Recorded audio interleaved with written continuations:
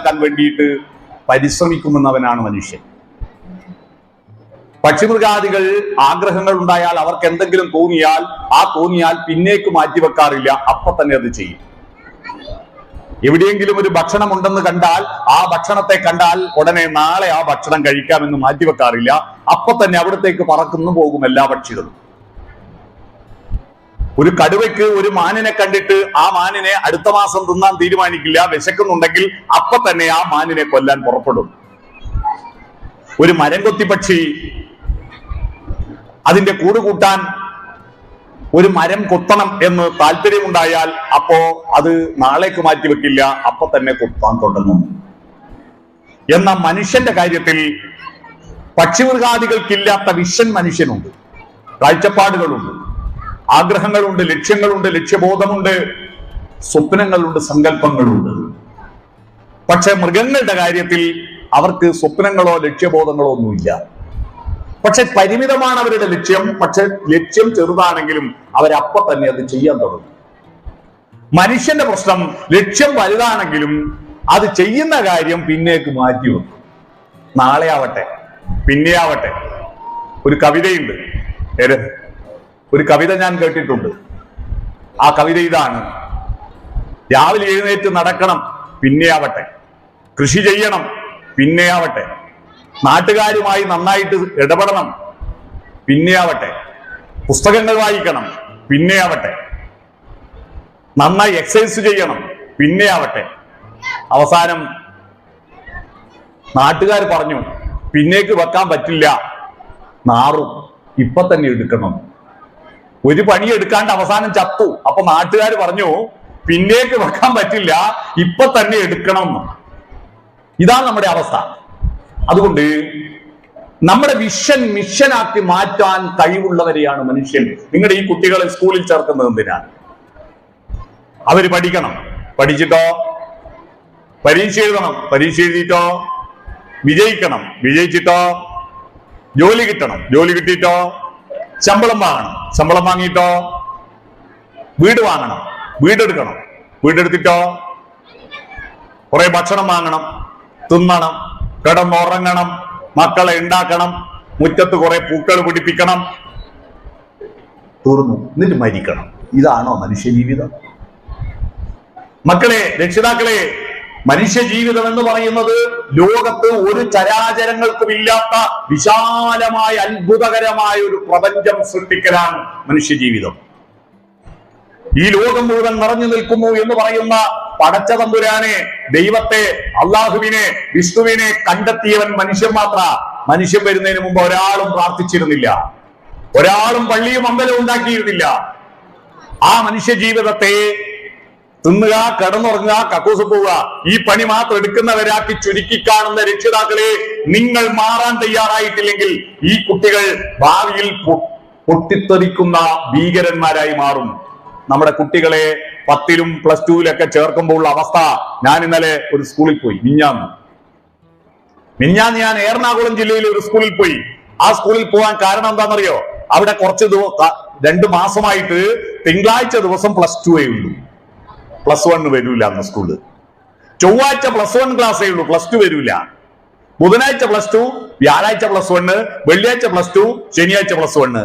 +1കാരും +2കാരും ഒരുമിച്ച് സ്കൂളിൽ വരൂല. എന്താ വന്നാല് അടിയ, വന്നെങ്കിൽ അടിയ. അടി എന്ന് പറഞ്ഞാൽ ഭയങ്കരമായ അടിയ. ആശുപത്രിയിൽ പോവുക, മാഷന്മാരും പോലീസ് വിചാരിച്ചിട്ട് പിടിച്ചു വെക്കാൻ പറ്റുന്നില്ല. A+ നേടിയ കുട്ടികളാണ് അധികവും. എന്ത് കാര്യം ചേട്ടാ? മനുഷ്യൻ എന്തിനാ അടിക്കാൻ വേണ്ടിയാണോ ജനിച്ചത്?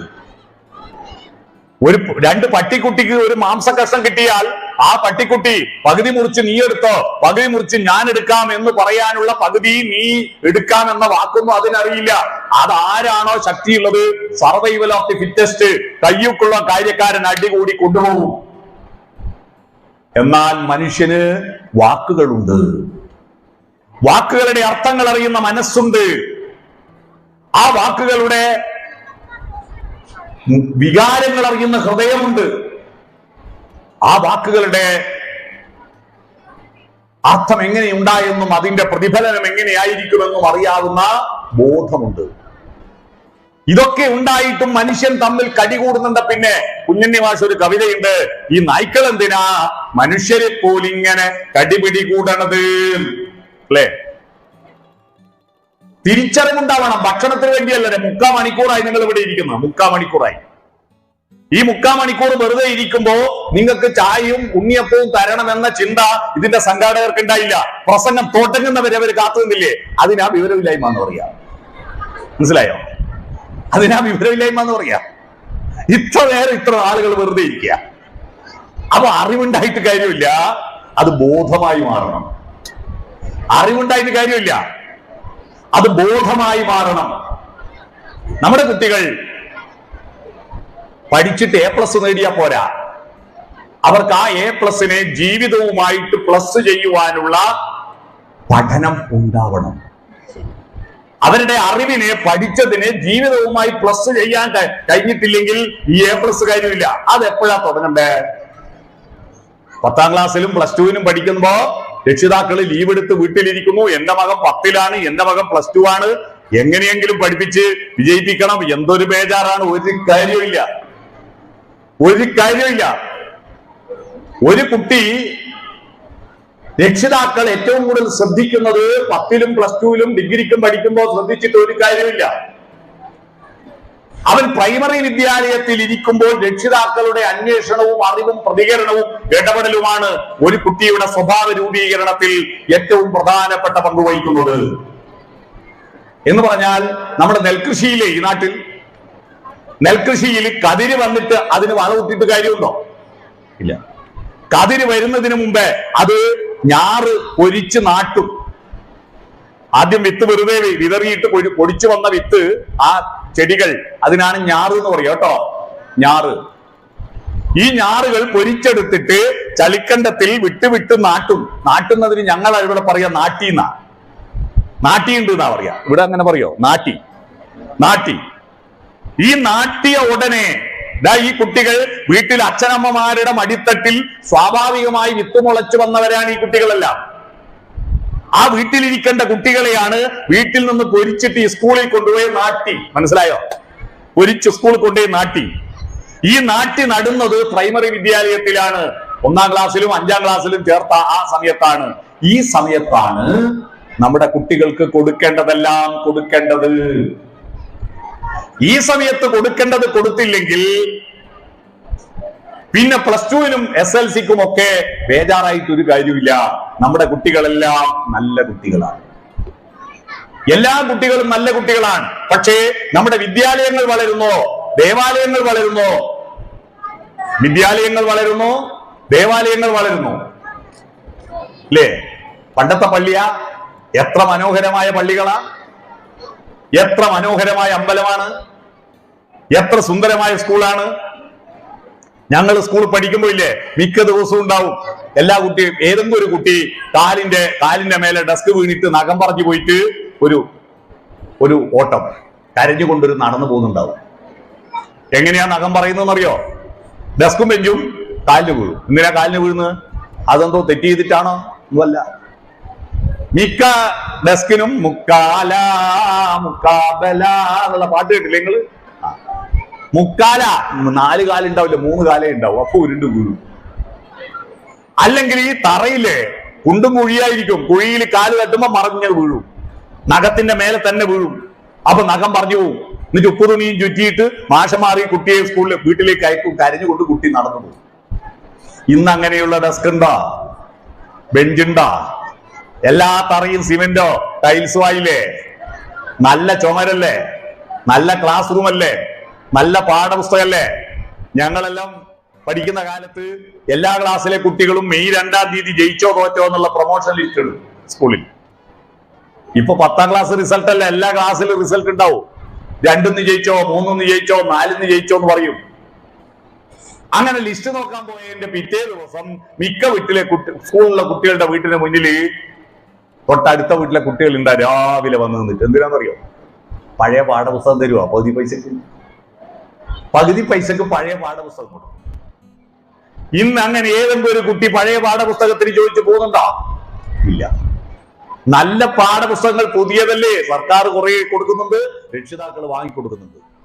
നല്ല നോട്ട് ബുക്കാണ്, നല്ല പേനയാണ്. അന്ന് ഞങ്ങൾക്ക് കടലാസ് പെൻസിൽ ഒന്ന് വീണ് പോയിട്ടുണ്ടെങ്കിലേ അന്ന് കിട്ടുന്ന അടിയത.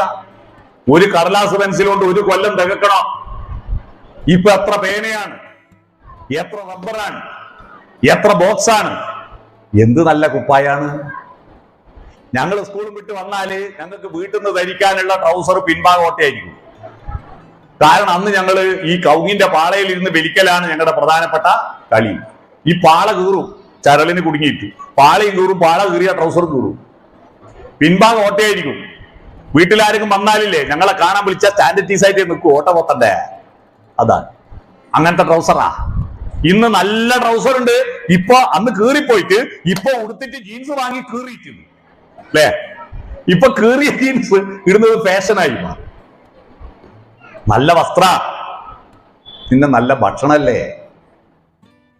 പണ്ട് ഉപ്പുമാവ് തിന്നാൻ വേണ്ടിയാ സ്കൂളിൽ പോയേ, ഉപ്പുമാവ് തിന്നാൻ. കാരണം വീട്ടിൽ പട്ടിണിയാ. ഇന്ന് എത്രയാ മീന്, എത്രയാ ഇറച്ചി, എത്രയാ കുട്ടികൾ തിന്നുന്നത്, നല്ല ഭക്ഷണ. അപ്പൊ സ്കൂളിന്റെ കെട്ടിടം വളരുന്നു, സ്കൂളിന്റെ മുറ്റങ്ങളിൽ ഇന്റർലോക്ക് ആക്കിയിരിക്കുന്നു, നല്ല പാഠപുസ്തകം, ടീച്ചർമാരാണെങ്കിലോ നല്ല സുന്ദരന്മാരും സുന്ദരിമാരും. നമ്മളെല്ലാം പഠിപ്പിച്ച മാഷന്മാരെ കോലോ പുകയൽ തണ്ട് പോലെ വയസ്സനും വയസ്സത്തിയായ മാഷന്മാരും ടീച്ചർമാരും. ഇപ്പൊ 55-ാമത്തെ വയസ്സിൽ പിരിയാൻ പോകുന്ന മാഷ നിങ്ങൾ നോക്കിയട്ടെ, എന്ത് സുന്ദരന്മാരാ, എന്ത് സുന്ദരികളാ. ഇതൊക്കെ നന്നാവുന്നു. പക്ഷേ ഇനി അടുത്ത ചോദ്യം, ഇതിന് തക്കതായി നമ്മുടെ നാട്ടിൽ സംസ്കാരം വളരുന്നുണ്ടോ എന്ന് പറഞ്ഞാൽ, സംസ്കാരം എന്ന് പറഞ്ഞാൽ സ്നേഹം വളരുന്നുണ്ടോ, കരുണ വളരുന്നുണ്ടോ, സഹാനുഭൂതി വളരുന്നുണ്ടോ, ദയ വളരുന്നുണ്ടോ, മര്യാദ വളരുന്നുണ്ടോ, ധാർമ്മികത വളരുന്നുണ്ടോ? അപ്പൊ എന്താ കുഴപ്പം? ഒരു ഡോക്ടർ പണ്ട് പറഞ്ഞിരുന്നു, ഓപ്പറേഷനിൽ നന്നായി വിജയിക്കുന്നുണ്ട് പക്ഷെ രോഗി മരിച്ചു പോകുന്നു. ഓപ്പറേഷൻ വിജയിക്കുന്നു പക്ഷെ രോഗി മരിച്ചു പോകുന്നു, ഞാൻ എന്താക്കാനാണ്? സ്കൂളെല്ലാം ഗംഭീരമാണ്, പക്ഷെ അതിന് തക്കതായി വിദ്യാഭ്യാസത്തിന്റെ ലക്ഷ്യം എന്താണോ ആ ലക്ഷ്യത്തിലേക്ക് നമ്മുടെ കുട്ടികളെ, തലമുറയെ എത്തിക്കാൻ കഴിയാത്തതെന്തേ? ഗൗരവതരമായി പരിശോധിക്കണം. അതിനുവേണ്ടിയാ നമ്മൾ മാഷന്മാരും പരിശോധിക്കണം, കുട്ടികളും പരിശോധിക്കണം, രക്ഷിതാക്കളും നാട്ടുകാരും മുനിസിപ്പാലിറ്റിക്കാരും എല്ലാവരും പരിശോധിക്കണം. ആ പരിശോധിക്കാൻ ഒരു കാരണമുണ്ട്, ഞാൻ പറഞ്ഞുതരാം. അറിവിന്റെ കാര്യത്തിൽ ഇന്ത്യ ലോകത്തിൽ നമ്പർ 1 ആയിരുന്നു പണ്ട്. അത് നമ്മൾ പറഞ്ഞല്ല, വിദേശികൾ പറഞ്ഞു. ഇംഗ്ലീഷിൽ ഒരു ചൊല്ലുണ്ട്, വിസ്ഡം എറൈസ് ഫ്രം ഈസ്റ്റ്. വിവേകം കിഴക്ക് നിന്നുദിക്കുന്നു. പടിഞ്ഞാറുള്ളവര് കിഴക്ക് നിന്നുദിക്കുന്നു എന്ന് പറഞ്ഞാൽ കിഴക്കാരാ നമ്മളാ. അതിന്റെ കാരണം വേദങ്ങളും വേദാന്തവും ഉപനിഷത്തുകളും രാമായണവും മഹാഭാരതവും 18 പുരാണങ്ങളും ഒക്കെ എഴുതി വെച്ച നാടായത്. മഹാഭാരതം എന്ന് പറഞ്ഞ ഒറ്റ പുസ്തകം നോക്കിയാൽ മതി, 1,64,000 ശ്ലോകങ്ങളുണ്ട്. അതിലൊരു 25,000 കഥാപാത്രങ്ങളുണ്ട്. 25,000 ആളെ പേര് ഓർമ്മിച്ച് വെച്ചില്ലേ ഒരു വ്യാസൻ എന്ന് പറയുന്ന മനുഷ്യൻ? നിങ്ങൾ ആലോചിച്ച് നോക്കട്ടെ. ഇവിടുത്തെ ഹെഡ് മാഷക്ക് ഇവിടുത്തെ എല്ലാ കുട്ടികളെയും പേരറിയ മാഷ ഇല്ല. എത്ര കുട്ടികളുണ്ട് ഇവിടെ? 1400 കുട്ടികളെ പോട്ടെ, ഒരു ക്ലാസ്സിലെ ടീച്ചർക്ക് എല്ലാ കുട്ടികളും പേരും ഓർമ്മയില്ല. അന്നേരം 25,000 കഥാപാത്രങ്ങളുടെ പേര് ഓർമ്മിച്ച് വെച്ച ഒരു മനുഷ്യൻ. എന്തൊരു ബുദ്ധിയാണത്! അത്തരത്തിലുള്ള കൃതികളൊക്കെ ഇന്ത്യ രാജ്യത്തുണ്ടായി. അമേരിക്ക കണ്ടുപിടിച്ചാരാ? കൊളംബസ് എന്ന് പറയുന്ന ഒരാളാണ് അമേരിക്ക എന്ന് പറയുന്ന ഒരു രാഷ്ട്രം കണ്ടുപിടിച്ചത്. എന്നാൽ കൊളംബസ് അമേരിക്ക കണ്ടുപിടിക്കുന്നതിന് 1500 കൊല്ലം മുമ്പ് ഇന്ത്യയിൽ യൂണിവേഴ്സിറ്റി ഉണ്ട്, നളന്ദ, തക്ഷശില സർവകലാശാലകളുണ്ട്. നമുക്ക് ഇംഗ്ലീഷ് മരുന്നുണ്ടല്ലോ, ഇപ്പൊ ഇഞ്ചക്ഷൻ ഉണ്ട്, ഗുളികയുണ്ട്, കുപ്പി മരുന്നുണ്ട്, മരുന്നുണ്ട് അല്ലെ. എന്നാ ഇംഗ്ലീഷ് മരുന്ന് കണ്ടുപിടിക്കുന്നതിന് 1500 കൊല്ലം മുമ്പ് നമ്മുടെ നാട്ടിലുള്ള മരങ്ങളുടെയും ചെടികളുടെയും വള്ളികളുടെയും ഇലയും തൊലിയും പൂവും കായും വായിലിട്ട് ചവച്ചരച്ചു നോക്കിയിട്ട്, അന്ന് ലാബറട്ടറി ഇല്ല, മൈക്രോസ്കോപ്പ് ഇല്ല, ടെസ്റ്റ് ട്യൂബ് ഇല്ല, പണലില്ല, സ്കാനിങ് മെഷീൻ ഇല്ല, ഇതൊന്നും ഇല്ലാത്ത കാലത്താണ് ഓരോ സാധനവും വായിലിട്ട് ചവച്ചരച്ചു നോക്കിയിട്ട് അതിന്റെ രുചിയും അമ്ല ഗുണമാണോ ക്ഷാരഗുണമാണോ എന്ന് കണ്ടെത്തിയിട്ട് വാദത്തിന് പറ്റുമോ, പിത്തത്തിന് പറ്റുമോ, കഫത്തിന് പറ്റുമോ എന്ന് പറഞ്ഞിട്ട് ആയിരക്കണക്കിന് കഷായം, അരിഷ്ടം, ലേഹ്യം, വടകം, ഗുളിക എല്ലാം ഉണ്ടാക്കി വെച്ചത്. മനസ്സിലായോ?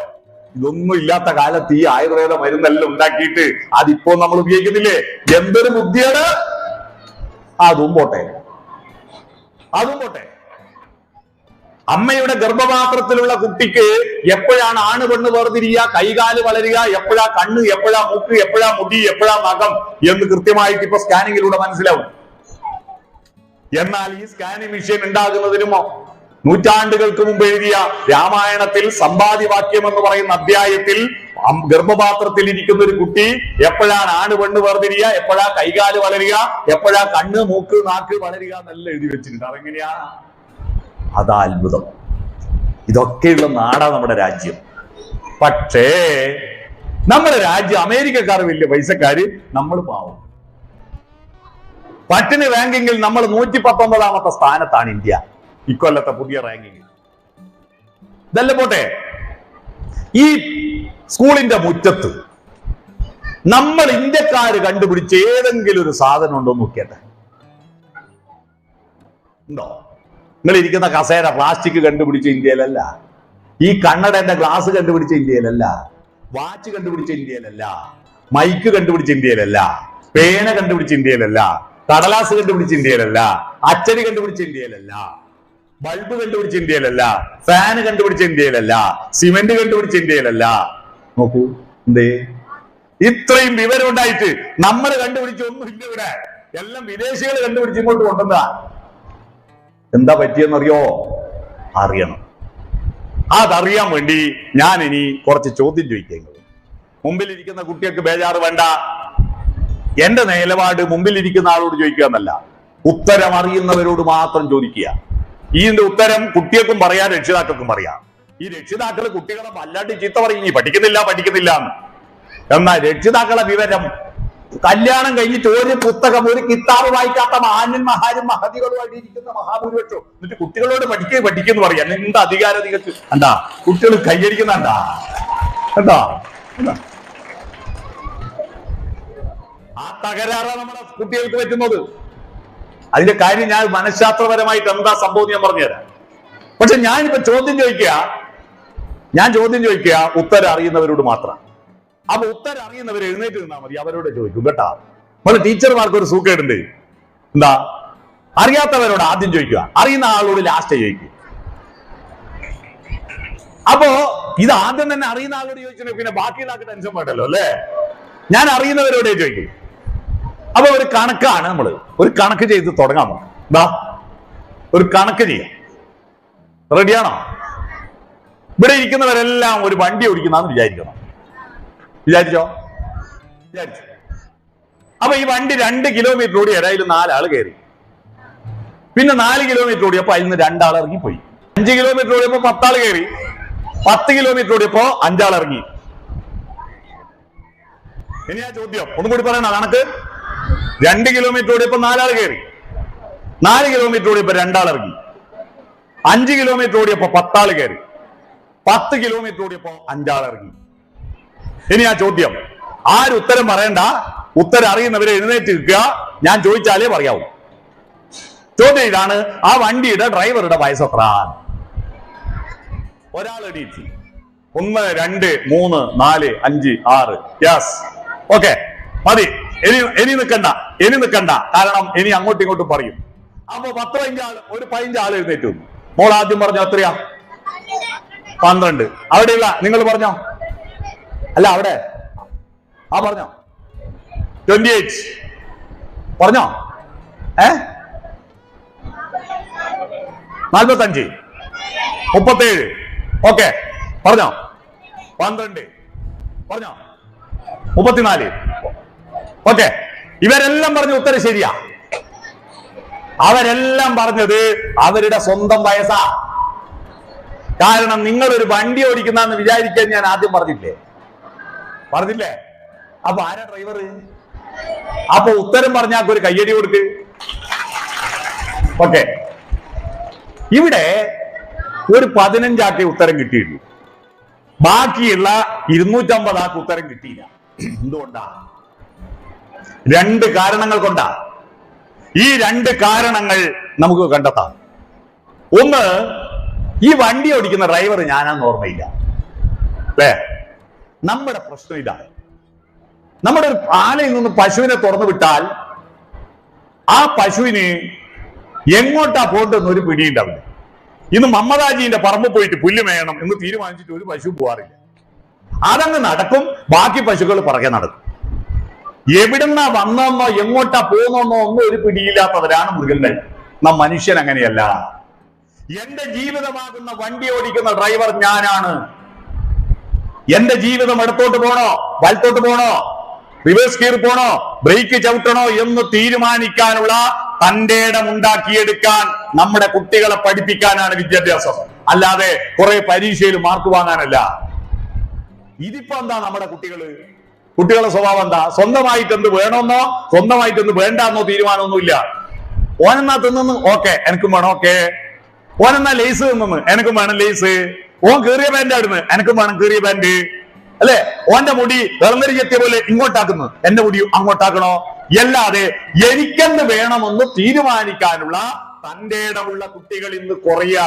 കുട്ടികൾ നിങ്ങൾ നോക്കൂ, ഭയങ്കര എനർജറ്റിക് ആണ്, നന്നായി പാട്ട് പാടും, നന്നായി കഥ പറയും, ഒക്കെ റെഡിയാണ്. പക്ഷേ സമൂഹത്തിലേക്ക് ഇടപെടുമ്പോഴേക്ക് അവർക്കൊന്നുമല്ല, അവർക്കൊന്നും സംഭാവന ചെയ്യാനില്ല, സമൂഹത്തോട് പ്രതികരിക്കാനില്ല. അവർക്ക് അവരുടെ ചങ്ക് ഗ്രൂപ്പുകൾ മാത്രമാണ്. അവർക്ക് പ്രകൃതിയായിട്ടോ ടൂറ് പോകുമ്പോ നിങ്ങൾ കണ്ടിട്ടുണ്ടോ? പണ്ടല്ല ഞങ്ങൾ ടൂറ് പോകുന്ന വണ്ടിയുടെ സൈഡിലുള്ള പുഴകളും മലകളും കണ്ട് വയലുകളും പൂങ്കാവനങ്ങളും കണ്ടിട്ട് യാത്ര ചെയ്യുമായിരുന്നു. ഇപ്പൊ ടൂറ് പോകുമ്പോ ഒരു കുട്ടിക്കും പുറത്തെ ലോകം കാണണ്ട, അതിൻ്റെ ഉള്ളിൽ നിന്ന് ഇല്ലൂമിനാട്ടി എന്ന് പറഞ്ഞ് തുള്ളല. ഇത് തുള്ളുകയെന്നല്ലാതെ എന്താ ഇല്ലുമിനാട്ടി എന്ന് പറഞ്ഞാൽ അറിയാവോ? ഇല്ലുമിനാട്ടി എന്താന്ന് പറഞ്ഞാൽ 500 രൂപ ഇപ്പൊ ഞാൻ തരും. എന്താ ഇല്ലുമിനാട്ടി? പാട്ടുമാടി തുള്ളലില്ലേ? ഇവിടെ വന്ന് പറയണം ഇല്ലുമിനാട്ടി എന്താ. ഇവിടെ വന്ന് പറയണം. പാട്ടല്ല, ഇല്ലുമിനാട്ടി എന്ന് പറഞ്ഞ വാക്കിന്റെ അർത്ഥം അറിയാവോ? ഇല്ല. കുട്ടികൾ പാടുന്നതിന്റെ എന്തിനാണ് അർത്ഥം എന്ന് അച്ഛനും അമ്മയും ചോദിച്ചിട്ടുണ്ടോ ഇതുവരെ? ആ പാട്ട് കേട്ടപ്പോ കുട്ടികളുടെ പ്രതികരണം കണ്ടോ? അതിന്റെ അടുത്ത വരി ശ്രദ്ധിച്ചോ നിങ്ങള്? ഒരു ഇബിലീസും ഒരു കലിയും ഒരു ചെകുത്താനും ഒരു രാക്ഷസനും ചെയ്യാത്തൊരു കാര്യം ഞങ്ങൾ ചെയ്യുമെന്നാണ് കുട്ടികൾ പാടുന്നത്. എന്താ? കട്ട ചോര കൊണ്ട് ജ്യൂസ് അടിച്ച് സോഡാ സർബത്ത്. ചേട്ടാ, ഒരു രാക്ഷസനും കുടിച്ചിട്ടുണ്ടാവോ? കട്ട ചോര കൊണ്ട് ജ്യൂസ് അടിക്കാനുണ്ട? ചോര കൊണ്ട് ജ്യൂസ് അടിക്കോ? ഇല്ല. ചോര കൊണ്ട് ജ്യൂസ് അടിക്കുക സോഡാ സർബത്ത്. പിന്നെ പേന കത്തി കൊണ്ട് വിദ്യാരംഭം കുറിച്ചവന് പഠിച്ചവന് 10ൽ 10 മാർക്ക്. എന്താ പേന കത്തി കൊണ്ട് വിദ്യാരംഭം കുറിച്ച് കത്തി എടുത്തിട്ട് വേറെ ആളെ പള്ളക്ക് കയറ്റിന്ന്, അല്ലേ? ഇതാ കുട്ടികളെ പാടുന്നത്. എന്ത് തോന്നിയാസാണത്?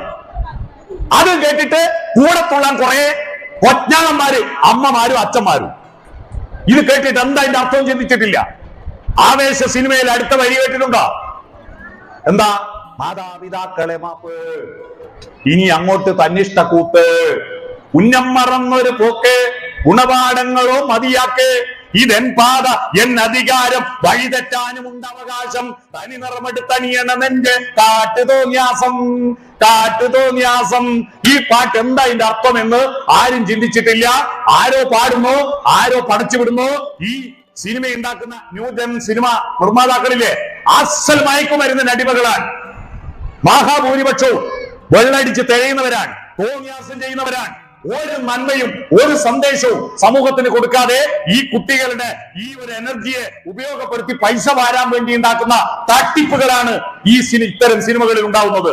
ആ സിനിമകൾ കണ്ടിട്ട് നമ്മുടെ കുട്ടികൾ തുള്ളുന്നോ, നമ്മുടെ കുട്ടികൾ ആടുന്നോ, പാടുന്നോ, നന്മയുടെ ഒരു സന്ദേശവും കൊടുക്കുന്നില്ല. അതാ വീട്ടില് അവരെ കുറ്റം പറയാൻ പറ്റുമോ?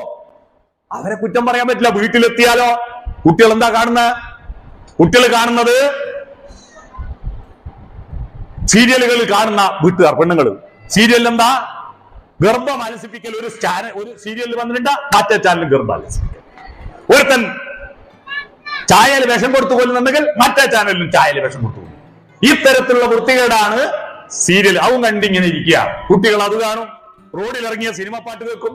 എന്നിട്ട് കുട്ടികളെല്ലാം ഭക്ഷണന്മാരായി പോകുന്നു. നമ്മളെ വാട്സപ്പ് മാമന്മാരുടെ കുറ്റപ്പെടുത്തലും. എങ്ങനെ നന്നാവും? അവർക്ക് നല്ലത് എന്തെങ്കിലും നിങ്ങൾ പറഞ്ഞു കൊടുത്തിട്ടുണ്ടോ? നിങ്ങൾ രക്ഷിതാക്കൾ ശ്രദ്ധിക്കുക. നമ്മുടെ കുട്ടികളെല്ലാം ജനിക്കുമ്പോ ഏതെങ്കിലും കുട്ടി തോന്നിയാസിയായിരുന്നോ? ഇബിലീസോ കലിയോ ചെകുത്താനായിട്ട് ജനിച്ചോ? ശ്രീനാരായണ ഗുരുവിന്റെ ഒരു വരിയുണ്ട്, നിങ്ങൾ കേൾക്കണത്. എല്ലാ കുട്ടിയും ജനിക്കുന്നത് മനുജാകൃതി പുണ്ട ദൈവമോ പരമേശ പവിത്ര പുത്രനോ കരുണാവാൻ നബി മുത്തുരത്നമോ. കൃഷ്ണനായി അവതരിച്ച ഭഗവാനാവട്ടെ, കർത്താവിന്റെ പുത്രനായ യേശുദേവനാവട്ടെ, സ്വല്ലല്ലാഹു അലൈഹി വസല്ലം മുഹമ്മദ് മുസ്തഫ നബി തങ്ങളാവട്ടെ, എല്ലാ കുട്ടിയും ജനിക്കുന്നത് ഉണ്ണിക്കണ്ണനായിട്ടോ ഉണ്ണി യേശുവായിട്ടോ മുത്തുനബിയായിട്ടോ ആണ്. അത് ഞങ്ങളുടെ നാട്ടിലെ ഒരു ഭീകരവാദി ഇപ്പോ ബംഗളൂരു ജയിലിൽ കിടക്കുന്ന തടിയന്റെ അവിടെ നസീറായാലും ഗോവിന്ദച്ചാമിയായാലും മെൽഞ്ഞോന്റെ അടുത്ത മജീദായാലും എല്ലാം ജനിക്കുമ്പോൾ നല്ല കുഞ്ഞിമോനായിരുന്നു. അവരെല്ലാം ദുഷ്ടന്മാരും വൃത്തികെട്ടുവരുമായി മാറിയതിന് ഉത്തരവാദി അവരല്ല. രക്ഷിതാക്കളെ, അധ്യാപകരെ, സാമൂഹ്യ നേതാക്കളെ, നമ്മളാണ് ഈ പൊന്നുപോലത്തെ ദൈവത്തിന്റെ സന്തതികളെ ഇബ്ലീസിന്റെ ചെകുത്താന്റെ സന്തതികളാക്കി മാറ്റിയത്. നമ്മക്ക് ഇടപെടാൻ പറ്റാഞ്ഞിട്ടാണ്. അതുകൊണ്ട് പഠിക്കേണ്ടത് കുട്ടികളല്ല, പഠിക്കേണ്ടത് രക്ഷിതാക്കളാണ്, പഠിക്കേണ്ടത് അധ്യാപകരാണ്. പാഠം പഠിപ്പിക്കുന്നത് മാത്രം കൊണ്ടൊരു കുട്ടിയും നന്നാവുന്നില്ല. പാഠപുസ്തകം എന്ന് പറയുന്നത് ഈ മനുഷ്യത്വത്തിന്റെ ലോകത്തിലേക്കുള്ള പ്രവേശന കവാടം മാത്രമാണ്. അതുകൊണ്ട് പാഠം പഠിച്ചാൽ പോരാ. അതുകൊണ്ട് ഓരോ കുട്ടിയും എന്റെ ജീവിതമാകുന്ന വണ്ടി ഓടിക്കുന്ന ഡ്രൈവർ ഞാനാണെന്ന ബോധ്യത്തിൽ വളരണം. ആ കുട്ടിക്ക് തോന്നണം എന്റെ വണ്ടി ഏതിലെ പോണം എന്ന് തോന്നണം. അത്തരത്തിൽ ആ ബോധ്യമില്ലാത്തത് കൊണ്ടാണ് ഇവിടെയുള്ള കുട്ടികൾക്കൊന്നും മഹാഭൂരിപക്ഷത്തിനും രക്ഷിതാക്കൾക്ക് ഉത്തരം കിട്ടാഞ്ഞത്, അല്ലെ? ഇനി രണ്ടാമത്തെ കാര്യം എന്താണെന്നറിയോ ഉത്തരം കിട്ടാഞ്ഞത്? നമ്മുടെ സ്കൂളിലുള്ള പഠന സമ്പ്രദായമില്ലേ, അത് ഈ സ്കൂളിന്റെ മാത്രം കുഴപ്പമല്ല, മൊത്തത്തിലുള്ള അബദ്ധ. എന്താ പഠന സമ്പ്രദായം? ചോദ്യം ചോദിക്കുക, ഉത്തരം, ചോദ്യം വായിക്കുക, ഉത്തരം പഠിക്കുക, അല്ലെ? നമ്മൾ എന്താ ചെയ്യുന്നത്? ചോദ്യം വായിക്കും, ഉത്തരം പഠിക്കും. തെറ്റാണ്. ചോദ്യം വായിക്കുക, ഉത്തരം പഠിക്കുക എന്നത് തെറ്റാ. അത് മാറ്റിക്കൊള്ളണം. പിന്നെ എന്താ പഠിക്കണ്ടേ? ചോദ്യം പഠിക്കണം. ഞാൻ നിങ്ങളൊരു വണ്ടി ഓടിക്കുന്നാന്ന് വിചാരിക്കുന്ന ആദ്യം പറഞ്ഞിട്ടില്ലേ? അതൊരു ചോദ്യത്തിന്റെ ഭാഗമല്ലേ? അത് പഠിച്ചിരുന്നെങ്കിൽ എല്ലാവർക്കും ഉത്തരം കിട്ടൂലേ? ചോദ്യം ചോദിക്കുന്ന, ചോദ്യം പഠിക്കുന്ന കുട്ടികളാണ് നല്ല കുട്ടികൾ. ലോകം വളർന്നത് ചോദ്യങ്ങളിലൂടെയാണ്. ചോദ്യമില്ലാതെ ഉത്തരമുണ്ടാവില്ല. ചോദ്യം ഒരു വരനാൻ, ഉത്തരം വധുവാൻ. ഒരു വധുവിനെ വിവാഹം കഴിച്ച് വീട്ടിലേക്ക് കൊണ്ടുവരുന്നത് പോലെയാണ് ചോദ്യമാകുന്ന വരൻ പോയിട്ട് ഉത്തരത്തെ കൂട്ടിക്കൊണ്ടുവരണം. ചോദ്യമാണ് പ്രധാനം. ചോദ്യം ചോദിക്കുന്ന, ചോദ്യം പഠിക്കുന്ന കുട്ടികൾ ഉണ്ടാവണം. ഞാൻ അടുത്തൊരു ചോദ്യം ചോദിക്കട്ടെ. ഉള്ളവരില്ലാത്തവരോടാണോ ചോദിക്കേണ്ടത്? ഇല്ലാത്തവരുള്ളവരോടാണോ ചോദിക്കേണ്ടത്? ഇല്ലാത്തവർ ഉള്ളവരോടല്ലേ ചോദിക്കണ്ടേ, അല്ലെ? അറിവുള്ളത് മാഷക്കാണോ കുട്ടിയക്കാണോ? കുട്ടിയക്കാ? അറിവുള്ളവർക്കാ? മാഷക്ക്. ഇല്ലാത്തതോ? കുട്ടിയക്ക്. അപ്പൊ ഇല്ലാത്തവരുള്ളവരോടല്ലേ ചോദിക്കണ്ടേ? അപ്പൊ ചോദ്യം ചോദിക്കണ്ട ആരാ? ചോദ്യം ചോദിക്കണ്ട ആരാ? കുട്ടികള്. ഉത്തരം പറയേണ്ട ആരാ? മാഷ്. പക്ഷെ ഇപ്പൊ ആരാ ചോദ്യം ചോദിക്കല്? ഉത്തരം പറയേണ്ട ആരാ? ഉത്തരം അറിയുമെങ്കിൽ പിന്നെ നിങ്ങൾ സ്കൂളിൽ വരുവാ? പിന്നെ ഏത് ഉത്തരം മാഷ് ചോദിക്കുന്നത്? മോളിങ് വാ, മോളിങ് വാ, മോളിങ്ങോട്ട് വാ, വാ, ഇങ്ങോട്ട് വാ.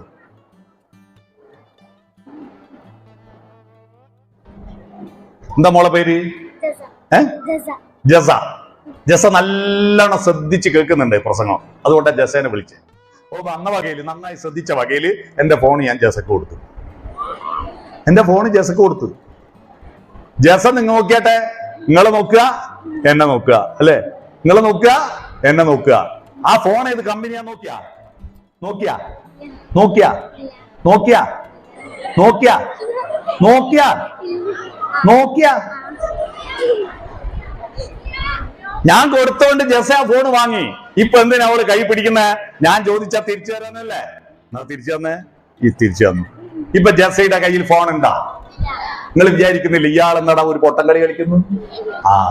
ഇതാ നമ്മുടെ വിദ്യാഭ്യാസത്തിന്റെ കുഴപ്പം. മാഷന്മാർ കുറെ ഉത്തരം കുട്ടികൾക്ക് കൊടുക്കും, കുട്ടികൾ വാങ്ങും. എന്തിനാവോ, ഏതിനാവോ വാങ്ങി. എന്തിനാ വാങ്ങിയേ? മാഷ് ചോദിക്കുമ്പോ തിരിച്ചു കൊടുക്കാൻ. ഞാൻ ചോദിച്ചു, ജസ എനിക്ക് ഫോൺ തിരിച്ചു തന്നു. ഇപ്പൊ ജസയുടെ കയ്യിൽ ഫോൺ ഉണ്ടോ?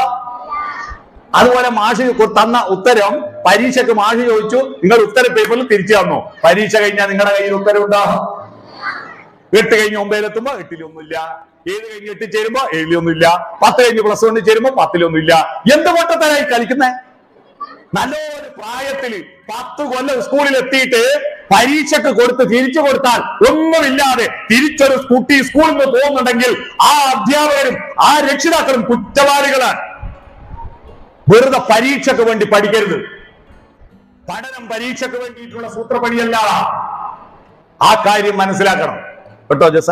ഓക്കെ, ചോദ്യം ചോദിക്കണം കേട്ടോ. ഓക്കെ, ചോദ്യം ചോദിക്കുന്ന കുട്ടികൾ ഉണ്ടാവണം. എന്താണത്? ഉമ്മാന്റെ മടിയിൽ ഇരുന്നിട്ട് റംസാൻ മാസത്തിന്റെ പിറകെ നോക്കി നിൽക്കുക ഉമ്മ. റംസാൻ ഇപ്പൊ കഴിയും, പെരുന്നാൾ ഉണ്ടോ നാളെന്ന് അറിയാൻ വേണ്ടി പടിഞ്ഞാറൻ ചക്രവാളത്തില് 28 ദിവസമായിട്ട് ഇങ്ങനെ നാളെ പെരുന്നാൾ ഉണ്ടോ നോക്കി ഇരിക്കുമ്പോ കുട്ടി മടിയിൽ ഇരുന്നിട്ട് ഉമ്മ എന്താ ആ നാടുന്ന് ഇന്ന് ആടുന്ന ഉമ്മ എന്തുന്നാടുന്ന് വായലയോ? ആ നോക്കുമ്പോ കുട്ടി നോക്കുമ്പോ വാഴയില. നിങ്ങൾ ആട് നാട് ആന തല കുളിക്കും പോലെ പാതായിക്കരക്കുണ്ടോ എന്ന് ചോദിച്ചാ ആന ഇങ്ങനെയാക്കൂലേ? കേട്ടിട്ടുണ്ടോ കഥ? ആ കഥ കേട്ടാരക്കുണ്ടോ? ഇത് പാതായിക്കരല്ലേ? ഈ കഥ ഇതുവരെ മാഷന്മാർ കുട്ടിക്ക് പറഞ്ഞു കൊടുത്തില്ല അല്ലേ? എന്റെ നാട്ടിലെ എല്ലാ കുട്ടികൾക്ക് അറിയാം. പാതായിക്കരക്കുണ്ടോ എന്ന് ചോദിച്ചാൽ നമ്പൂതിരി പണ്ട് ആനേന വേലിച്ചെറിഞ്ഞു കളഞ്ഞ ഒരു കഥയുണ്ട് ഐതിഹ്യമാലയിൽ. അതുകൊണ്ട് ആനകള് പാതായിക്കരക്കുണ്ടോ എന്ന് ചോദിച്ചാൽ ആന ഇല്ല, അങ്ങോട്ടില്ല എന്ന് പറഞ്ഞ് ഇങ്ങനെ തലയാട്ടും. ഇന്നൊരു കഥയുണ്ട് കേട്ടോ. നിങ്ങൾ ഐതിഹ്യമാല വായിക്കണത്. പാതായിക്കര എന്ന് പറഞ്ഞ നാടിന് ഞാൻ എന്റെ മാനേജർ വിളിച്ചപ്പോ, സുനിൽ സാറ് വിളിച്ചപ്പോ ആദ്യം ചോദിച്ചത് പാതായിക്കരക്കുണ്ടോ എന്ന് ചോദിക്കുന്ന സ്ഥലമല്ലേ എന്നാണ്. നിങ്ങൾക്കറിയില്ല അതിനെ പറ്റി. നമ്മുടെ നാടിനെ പറ്റി അറിയണ്ടേ, നമ്മുടെ കാലത്തെ പറ്റി അറിയണ്ടേ, അതാണ്. ഓക്കെ, അപ്പൊ ആന തല കുലിക്കും പോലെ വാഴയിൽ ഇങ്ങനെ ആടുക. ശ്രദ്ധിച്ചിട്ടുണ്ടോ? ഒരു പ്രത്യേക താളത്തിൽ ആടുന്നു. അപ്പൊ കുട്ടി ചോദിച്ചു ഉമ്മ ആന്താ അങ്ങനെ ആടുന്ന? അപ്പൊ എന്താ ഉമ്മ പറയാ? ഉമ്മ പറഞ്ഞു കൊടുത്തത് ആർന്ന് ആടിക്കോട്ടെ ബലാലെ എനിക്കെന്താ തീർന്ന്. എന്നാൽ നല്ല ഉമ്മയാണെങ്കിൽ പറഞ്ഞു കൊടുക്കുക, ആകാശത്ത് വാളൻപുളിന്റെ ഷേപ്പിൽ ചന്ദ്രക്കല പൊങ്ങുന്നുണ്ടോ? വാളൻപുളി ഇങ്ങനെ വളഞ്ഞ പുളിയുടെ ഷേപ്പിലല്ലേ ചന്ദ്രക്കല ഉണ്ടാവുക. അപ്പൊ ഉമ്മ പാടിക്കൊടുക്കുക, വാളൻപുളി പോലെ അമ്പീലി പൊങ്ങുമ്പോൾ കുലവാഴ കൈകളിൽ ഊഞ്ഞാലിലാടുന്ന കുഞ്ഞീളം പൂങ്കാറ്റ് തക്ബീർ ചൊല്ലുന്നു ലാ ഇലാഹ ഇല്ലല്ലാഹ് ലാ ഇലാഹ ഇല്ലല്ലാഹ്. വാഴയിലൂടെ ആട്ടം തക്ബീറിന്റെ താളമാണ് മോനെ എന്ന് പാടിക്കൊടുക്കുന്ന ഒരു ഉമ്മയാണെങ്കിൽ ആ കുട്ടി മനുഷ്യപ്പറ്റുള്ള കുട്ടിയാവും, അവൻ പടച്ചോന്റെ കുട്ടിയാവും. വേറൊരു കുട്ടി അമ്മേനെയും കൂട്ടിയിട്ട് പുഴക്കരക്ക് പോയി. അവിടുന്ന് ഒരു ചോദ്യം ചോദിച്ചു. ആ കുട്ടി ഓടക്കൊള്ളിൽ വായിക്കുന്ന കുട്ടിയാ. ആ ഓടക്കൊള്ളിൽ എടുത്തിട്ട് രാഗങ്ങളോരോന്നേ ഗോകുല നായകൻ മേളം കലർന്നങ്ങോ പാടുന്നേരം പെട്ടെന്ന് ഇവൻ പാട്ട് നിർത്തിക്കളഞ്ഞു. അപ്പോ അമ്മ ചോദിച്ചു, എന്താ കണ്ണാ പാട്ട് നിർത്തിയേ? അപ്പൊ ഇവനൊരു ചോദ്യം ചോദിച്ചു, അമ്മേ ഈ യമുനാ നദിയുടെ ഓളങ്ങളില്ലേ കരയിലേക്ക് ഇങ്ങനെ വരുന്നുണ്ട്, പക്ഷെ വന്ന ഓളൊന്നും തിരിച്ചങ്ങോട്ട് പോകുന്നില്ല. അതെടിയാ പോകുന്നത്? ഓളങ്ങൾ ഇങ്ങനെ വരുന്നുണ്ടല്ലോ കരയിലേക്ക്, ഒന്നും തിരിച്ചു പോകുന്നില്ല, അതെന്താ അത് എന്ന് ചോദിച്ചു. നിങ്ങളാണെങ്കിൽ എന്താ പറയാ? ചെക്കനെന്ത് പൊട്ടത്തരാ പറയുന്നു? ഓളം തിരിച്ചു പോകുന്നില്ല, എനിക്ക് പറ പഠിക്കാനുമില്ലടാ, തീർന്നു. അവന്റെ ചോദ്യത്തിന്റെ തെഴുപ്പടർത്തി. എന്നാൽ ആ അമ്മ പറഞ്ഞു കൊടുത്തു, അത് നിന്റെ ഓടക്കുഴൽ വിളി കേട്ടിട്ട് പിന്നോട്ട് പോകാൻ തോന്നാഞ്ഞിട്ടാണ് കണ്ണാ. കണ്ണന്റെ വേണുവിൽ നിന്നുയരുന്നൊരീണത്തിൽ പുളകിതയാമൊരു യമുന തന്നോളങ്ങൾ മുന്നോട്ടു പോകാൻ മനസ്സു വരാഞ്ഞ് താളത്തിലങ്ങിനെ തങ്ങി നിൽപ്പൂ, താളത്തിലങ്ങിനെ തങ്ങി നിൽപ്പൂ എന്ന് പാടിക്കൊടുത്തൊരമ്മ. ആ അമ്മയാണ് ഈ കണ്ണന്റെ യശസ് കൊടുത്തവൾ. യശസ് കൊടുത്തവൾ എന്നതിന് സംസ്കൃതത്തിൽ പറയാ യശോദ. കണ്ണനെ വളർത്തിയ യശോദക്ക് യശോദ എന്ന് പേര് പറഞ്ഞത് ഈ കണ്ണന് സർഗാത്മകതയുള്ള യശസ് കൊടുത്തത് ഈ യശോദയാണ്.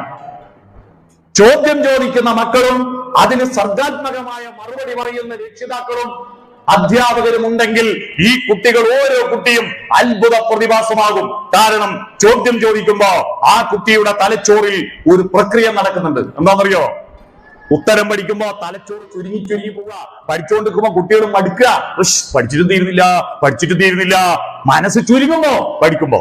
എന്നാൽ മനസ്സ് വിടരണമെങ്കിൽ, ഉത്തരത്തിൽ കയറി വരാൻ സ്പേസ് കിട്ടണമെങ്കിൽ, ചോദ്യം ചോദിക്കുമ്പോ, നമ്മൾ ആരോടെങ്കിലും എന്തെങ്കിലും സാധനം വാങ്ങുമ്പോ കൈ വിടരുന്നില്ലേ? തന്നേക്കെന്ന് പറയുന്നില്ലേ? കൈ ഇങ്ങനെ നീട്ടുന്നില്ലേ?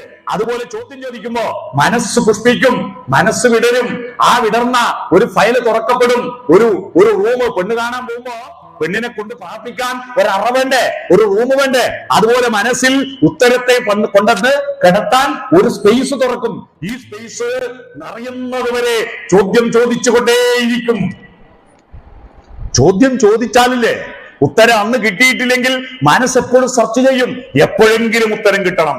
ചോദ്യമാണ് പ്രധാനം. കാരണം ഈ സ്പേസ് ശൂന്യമായി കിടക്കുമ്പോ, ഒഴിഞ്ഞു കിടക്കുന്നതിന്റെ കരുത്തറിയാമോ? ശൂന്യതയുടെ കരുത്ത് ഞാൻ കാണിച്ചു തരാം. നമ്മളൊരു സിറിഞ്ചില്ലേ, ആ സിറിഞ്ചില് ബേക്കുന്ന പിസ്റ്റം വലിക്കുമ്പോ കുപ്പിയിലെ മരുന്ന് മേലോട്ട് കയറുന്ന എങ്ങനെയാ? പിസ്റ്റം വലിക്കുമ്പോ അവിടെ വാക്വം ഉണ്ടാകും, ശൂന്യതയുണ്ടാകും. ആ വാക്വത്തിൽ നിന്നാണ് മരുന്ന് മേലോട്ട് കയറുന്നത്. ചോദ്യം ചോദിക്കുമ്പോ മനസ്സിലൊരു വാക്വം ഉണ്ടാകും.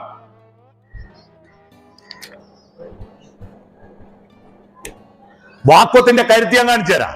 ഈ ഗ്ലാസ് എന്റെ കയ്യിൽ നിൽക്കുന്നില്ലേ? ഈ ഗ്ലാസ്സിലെ വെള്ളം എന്റെ കയ്യിൽ നിൽക്കുന്നില്ലേ? എന്നാ എന്റെ കയ്യിൽ കമത്തി വെച്ചാൽ നിൽക്കുവോ? മറിഞ്ഞു പോയില്ലേ? മറിഞ്ഞു പോകുന്നില്ലല്ലോ. വെള്ളം മറിഞ്ഞു പോകുന്നില്ലല്ലോ. ഇങ്ങനെ പിടിച്ചാൽ വീഴുന്നില്ലല്ലോ. എന്താ വീഴാത്തെ? എന്താണ് ഈ ഗ്ലാസ്സിലെ വെള്ളം വീഴാത്ത? ഇറ്റായി നിന്നു. എന്തുകൊണ്ടാ? ഞാനൊന്നും, ഇവര് കൊണ്ടെത്തുന്ന ഗ്ലാസാ, ഇവര് ഒഴിച്ച വെള്ളം, ഞാനൊന്നും ചെയ്തില്ല. ഞാനൊന്നും ചെയ്യാതെ ഈ ഗ്ലാസ്സിലെ വെള്ളം എങ്ങനെ എന്റെ കയ്യിൽ ഹിന്ദി അക്ഷരം പോലെ ഇങ്ങനെ ഞാൻ നിൽക്കുന്ന എങ്ങനെയാ? ഹിന്ദി അക്ഷരം എങ്ങനെയല്ലേ? ആലുമലാറിയിട്ട പോലെ അല്ലേ? എന്താണ് ഇവിടെ സംഭവിച്ചത്? ഇത് മാജിക് അല്ല, ഇതൊരു ശാസ്ത്രമാണ്. ഈ ശാസ്ത്രം ഇവിടെ ഇരിക്കുന്ന കുട്ടികളെല്ലാം അനുഭവിച്ചിട്ടുണ്ട്. ഞാൻ പറഞ്ഞേ, നിങ്ങൾ വീട്ടിൽ പോയിട്ട് സ്റ്റീലിന്റെ ഗ്ലാസ് വായിൽ അമർത്തിയിട്ട് ഉള്ളിലേക്ക് വലിച്ചാൽ ടൈറ്റ് ആവില്ലേ? അത് തന്നെ. പിടികിട്ടിയോ? ഞാനിങ്ങനെ കൈ അമർത്തി 4 ഭാഗം അമർത്തി എന്റെ 2 വിരല് താഴോട്ട് അമർത്തുമ്പോ ഉണ്ടല്ലോ, ഉള്ളം കൈ മേലോട്ട് വരും. ഉള്ളം കൈ മേലോട്ട് വരുമ്പോ അവിടെ ചെറിയ ന്യൂനമർദ്ദം, വാക്വം ഉണ്ടാവും. ആ വാക്വത്തിന്റെ കരുത്തില് പുറത്തുള്ള അന്തരീക്ഷ മർദ്ദം കൊണ്ട് ഇത് ടൈറ്റായി നിൽക്കുന്ന. മനസ്സിലായോ? ഞാൻ കുറച്ചും കൂടി നിങ്ങൾക്ക് വ്യാഖ്യാനിച്ചു തരാം. ഇത് വിശ്വസിക്കാത്ത ആൾക്ക് ഞാനൊരു സൂത്രം കാണിച്ചു തരാം. എന്റെ കയ്യിലെ വെള്ളം എല്ലാം ഒപ്പി. ഇപ്പൊ എന്റെ കയ്യിൽ വെള്ളമൊന്നും ഇല്ലല്ലോ, ഇല്ല. ഞാൻ കൈകൾ ചേർത്ത് പിടിച്ചു. എന്നിട്ട് നടുമാത്രം ഒന്നിക്കുമ്പോ ഒരൊച്ച കേട്ടോ? ഞാൻ വായ കൊണ്ടാക്കുന്നില്ല. അത് ഈ വാക്വത്തിലേക്ക് വായു തള്ളിക്കയറുന്ന ശബ്ദമാണ്. മനസ്സിലായോ? അതാ നിങ്ങളും പരിശീലിച്ചാൽ കഴിയുന്നത്.